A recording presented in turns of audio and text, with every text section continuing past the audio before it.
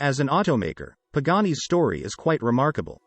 For starters, Pagani is currently the only Italian supercar maker still standing as an independent company, unlike how Lamborghini sold out to Audi or Ferrari that's now a publicly traded company. With the marque entirely under the control of its founder, the creative and design direction isn't chained to the regulatory and profit-driven requirements of a conglomerate or public company. The company restricted production to just 50 a year, while Ferrari and Lamborghini increased production to make money for shareholders.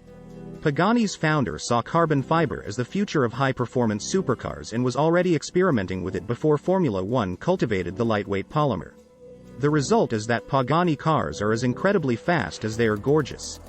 With only about 400 cars built in its 3 decades of existence, the company isn't as big as the prancing horse or raging bull, but still building with such raw insanity that Ferrari and Lamborghini used to have before getting caught in the corporate trap. And yes, Pagani is still in business, with new models slated for release in the coming years. Born the 10th of November 1955, Horacio Pagani is an Argentine-Italian businessman and automotive engineer who worked at Lamborghini and Renault before founding Pagani Automobili SP. In 1992. With the Pagani Zonda as the first fruit of the new company, Pagani cars sell for millions of dollars, and not as aftermarket models, although some pre-owned Paganis have changed hands for up to $10 to $20 million at auctions. It's an interesting turn of events for the Argentine-born and raised Horacio, whose dad was a baker from Italy. Although he caught the engineering bug in the country of his birth, Horacio Pagani knew from the onset he needed to trace his roots back to Italy to be in the right environment for his dreams to fester. He honed his engineering skills in a small 80-square M shop he opened at an early age in Argentina in 1977 called Factory. There, he designed and built his first car, an F3 racer, when he was 20 years old. However, Horacio Pagani caught his first real break when Renault hired him to refine the body of a race car, allowing him to really showcase his talents.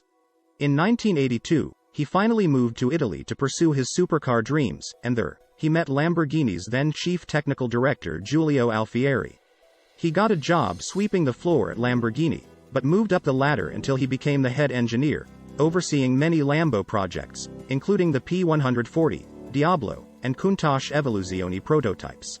Those who claim that Pagani exists in the first place because Lamborghini didn't care about carbon fiber truly have a solid point. Realizing that carbon fiber was the future, Horacio tried to convince the decision-makers at Lamborghini to invest in an autoclave to expand its production of carbon fiber components for the Evoluzione. But Lamborghini's bosses didn't see the need, perhaps because their arch-rival, Ferrari, didn't have an autoclave either. But Horacio Pagani, obsessed with the idea of building carbon fiber-bodied incredibly lightweight cars, took a bank loan and bought the autoclave himself in 1987.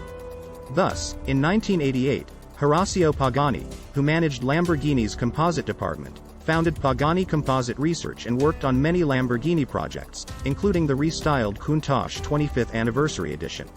Horacio Pagani began designing his own car in the late 1980s, calling it the C8 project. He'd later rename the prototype, Fangio F1, in honor of the Argentinian 5-time F1 winner, Juan Manuel Fangio. At this point, Horacio Pagani had grown into a recognized name in automotive engineering and design, giving him the impetus to establish a company called Modena Design to meet the increasing demand for carbon fiber composites used in F1 cars and by automakers such as Ferrari, Daimler, and Aprilia.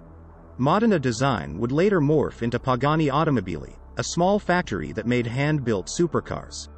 With the construction beginning in 1992, the Fangio F1 prototype, later renamed the Pagani Zonda after the wind blowing over the Andes, was halfway home in 1994 after Mercedes-Benz agreed to a deal for its AMG V12 engines. 7 years later, Pagani unveiled the $2.3 million Zonda C12 at the 1999 Geneva Motor Show. Over the years, the Zonda has spurned several million-dollar special editions, including the 3 HP Barchettas, one of which set a customer back some $14.5 million right out the gate.